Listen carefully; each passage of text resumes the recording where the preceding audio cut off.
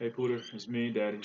So I told you I was going to read to you from a story called The Outsiders, and I'm going to start doing that today. So I'll read a little bit, and then I'll read a little bit tomorrow, and you let me know if you like it after I get maybe into a couple 2 or 3 days, and if you like it, then I'll continue to read it to you. Okay?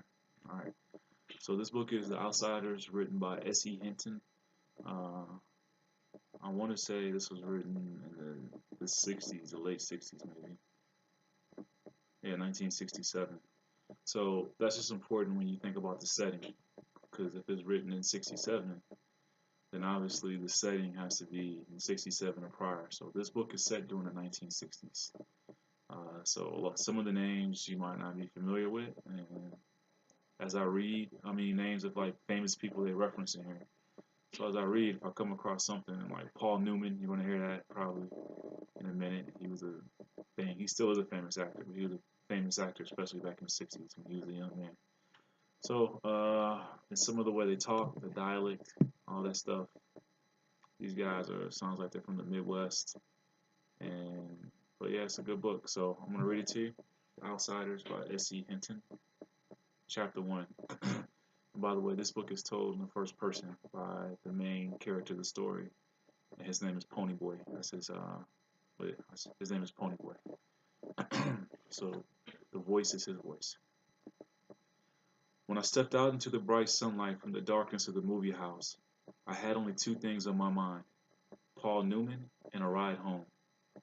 I was wishing I looked like Paul Newman. He looks tough and I don't.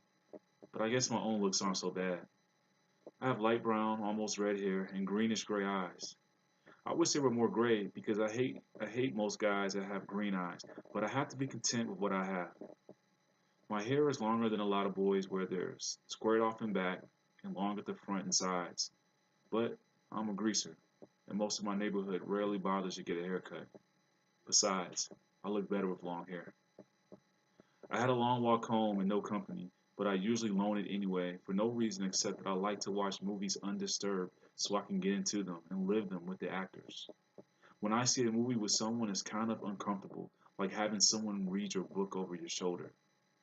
I'm different that way. I mean, my second oldest brother, Soda, who is 16 going on 17, never cracks a book at all. And my oldest brother, Daryl, who we all call Derry, works too long and hard to be interested in a story or drawing a picture.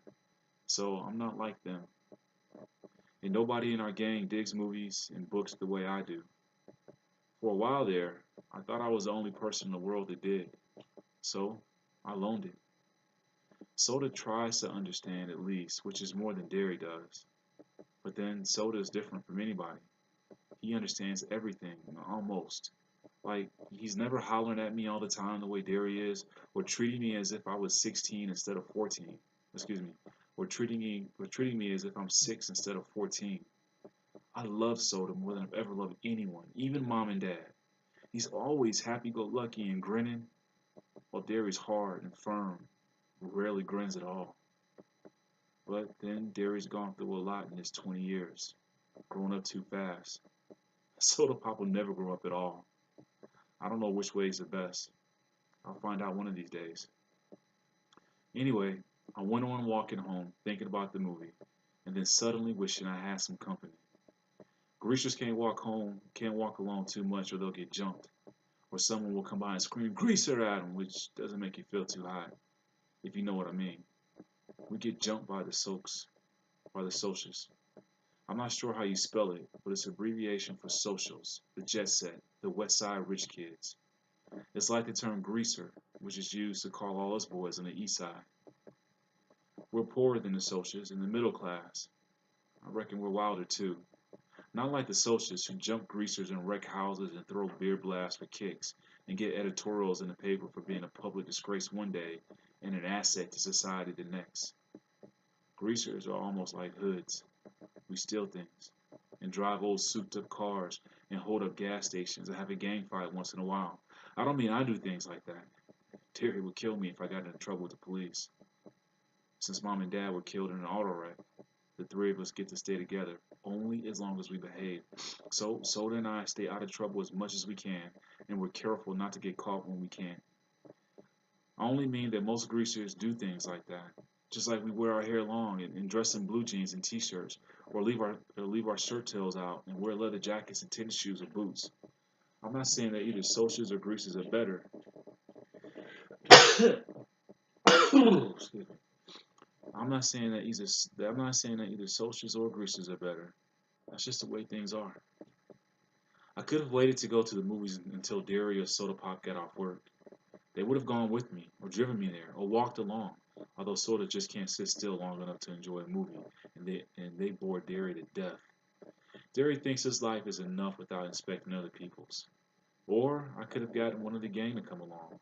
One of the four boys Derry and Soda and I have grown up with and consider family. We're almost as close as brothers. When you grow up in a tight knit neighborhood like ours, you get to know each other real well. If I had thought about it, I could have called Derry and he would have come by on his way home and picked me up. Or Two Bit Matthews, one of our gang, would have come to get me in his car if I'd asked him. But sometimes I just don't use my head. It drives my brother Derry nuts when I do stuff like that because I'm supposed to be smart. I make good grades and I have a high IQ and everything, but I don't use my head. Besides, I like walking. I about decided I didn't like it so much though when I spotted that red Corvair trailing me. A Corvair is a car that was out back in the '60s. It was almost 2 blocks from, excuse me, I was almost 2 blocks from home then, so I started walking a little faster. I had never been jumped, but I had seen Johnny after four soldiers got a hold of him, and it wasn't pretty. Johnny was scared of his own shadow after that. Johnny was 16 then. I knew it wasn't any use though, the fast walking. I mean, even before the Corvair pulled up beside me and five soldiers got out, I got pretty scared. I'm kind of small for 14, even though I have a good build, and those guys were bigger than me. I automatically hitched my thumbs in my jeans and slouched, wondering if I can get away if I made a break for it. I remember Johnny, his face all cut up and bruised, and I remember how he had cried when we found him, half conscious in the corner lot. Johnny had it awful rough at home. It took a lot to make him cry. I was sweating something fierce, although I was cold. I could feel my palms getting clammy and the perspiration running down my back. I get like that when I'm real scared. I glanced around for a pop bottle or a stick or something. Steve Randall, Soda's best buddy, had once held off four guys with a busted pop bottle, but there was nothing. So I stood there like a bump in a log while they surrounded me. I don't use my head. They walked around slowly, silently, smiling. Hey, Grease, one said in an over-friendly voice. We're going to do you a favor, Greaser. We're going to cut all that long, greasy hair off. He had on a Madras shirt. I can still see it. Blue Madras. One of them laughed and cussed me out in a low voice. I couldn't think of anything to say. There just isn't a whole lot you can say while waiting to get mugged. So I kept my mouth shut. Need a haircut, Greaser? The medium-sized blonde pulled a knife out of his back pocket and flipped the blade open. I finally thought of something to say. No. I was backing up away from that knife. Of course I backed right into one of them. They had me down in a second. They had my arms and legs pinned down, and one of them was sitting on my chest with his knees on my elbows. And if you don't think that hurts, you're crazy. I could smell English leather, shaving lotion, and stale tobacco, and I wondered foolishly if I could suffocate before they did anything. I was scared so bad I was wishing I would. I fought to get loose, and I almost did for a second. Then they tightened up on me, and the one on my chest slugged me a couple of times. So I lay still, swearing at them between gasps. A blade was held against my throat. I was like that haircut to begin just below the chin. It occurred to me then that they could kill me. I went wild. I started screaming for Soda, Derry, anyone.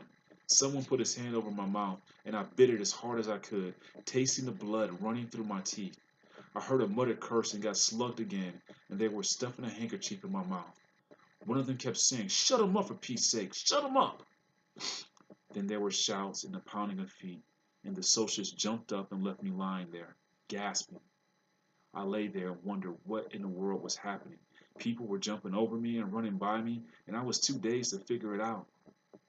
Then someone had me under the armpits and was hauling me to my feet. It was Derry. "Are you all right, Pony Boy?"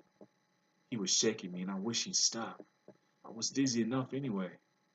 I could tell it was Derry, though, partly because of the voice, and partly because Derry's always rough with me without meaning to be. "I'm okay. Quit shaking me, Derry. I'm okay." He stopped instantly. "I'm sorry."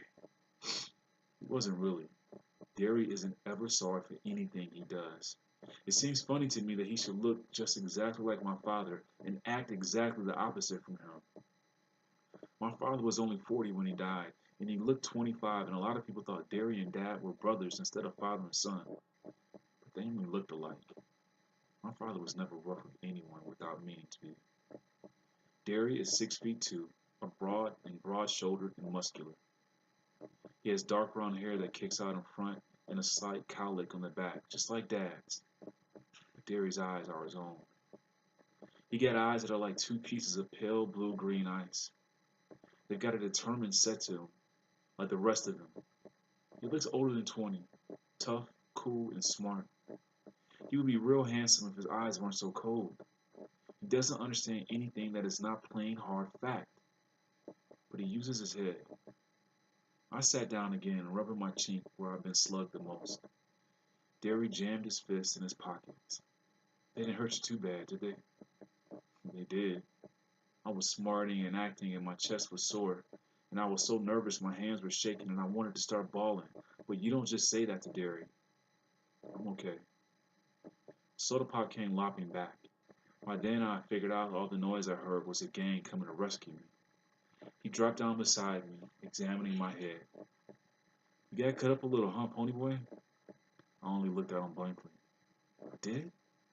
He pulled out a handkerchief, wet the end of it with his tongue, and pressed it gently against the side of my head. "You're bleeding like a stuck pig." "I am?" "Look." He showed me the handkerchief, reddened as if by magic. "Did they pull a blade on you?" I remember the voice. "Need a haircut, greaser?" The blade must have slipped while he was trying to shut me up. "Yeah." Soda is handsomer than anyone else I know. Not like Derry. Soda's movie star kind of handsome, the kind that people stop on the street to watch go by. He's not as tall as Derry, and he's a little slimmer, but he is a finely drawn, sensitive face that somehow managed to be reckless and thoughtful at the same time. He's got dark gold hair that he combs back, long and silky and straight, and in the summer the sun bleaches it to a shining wheat gold.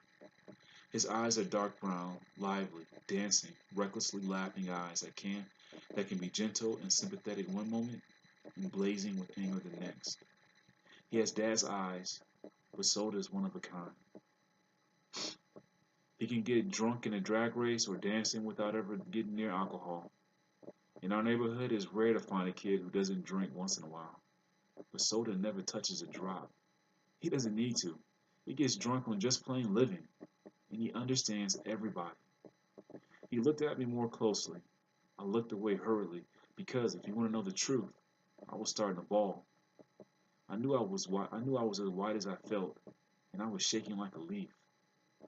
Soda put his hand on my shoulder. "Easy, Pony Boy. Ain't gonna hurt you no more."